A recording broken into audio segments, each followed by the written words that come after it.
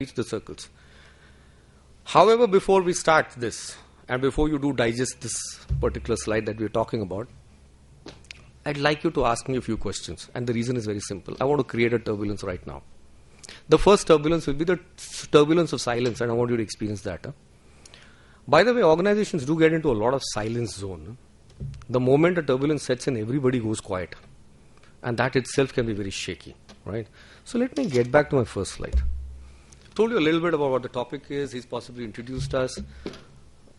For the next 5 minutes, let's talk to each other. And you will ask questions and I'll answer the questions. Can we start that, please? So I want you to experience the first turbulence in your mind. Your mind says, I don't know what to ask. That's not true, by the way. You know what to ask. But you could either be waiting for somebody else to ask, or you could actually be hunting for a question, a so-called great question, which could be so enlightening for you and for others. Now, this is the first turbulence that you get into. And this is the turbulence of ambiguity. I put you into an extreme situation of ambiguity right now. And I'm saying, okay, I'm throwing the floor open. Please ask me what you want to ask me. Now, if you're struggling with a question, first competence that we have to work on is, how do we deal with this ambiguity? So let's spend the next 5 to 10 minutes on.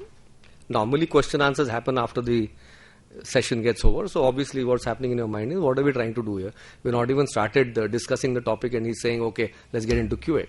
It's simulated. So let's do that. Come on. You can ask me anything that you wish to ask me.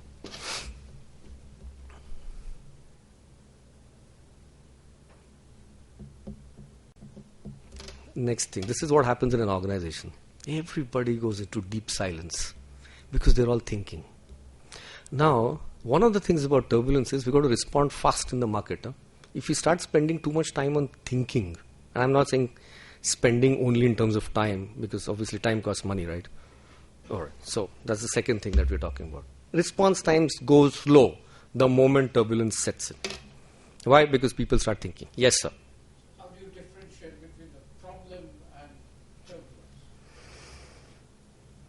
A problem can be solved through a technique, which is a problem-solving technique. A lot of times people can go through. It could be 5 whys, it could be root cause analysis, it could be fishbone. And these are purely programmed problems that an organization can get into. Turbulence comes with heavy ambiguity, unprogrammed. It is possibly the first time that I'm experiencing this kind of situation, and I feel completely helpless. A problem, I can still be in control. If not 100%, 50%. But when it comes to turbulence, I will actually have to do something which could be completely different. And turbulence sets in a lot of chaos within the organization. A problem is accepted by people very easily. In fact, people take pride because a problem feeds to our ego, by the way. But the turbulence actually smashes our ego. And therefore, the defense mechanism starts triggering. So in a problem-solving situation, you might see people proactive. And I'm talking about performers. I'm not talking about non-performers. Non-performers don't have a problem with turbulence. They don't have a problem with problems either. Right? But when it comes to turbulence, even the best of your folks can actually feel completely lost. And there is no structured mechanism to deal with turbulence.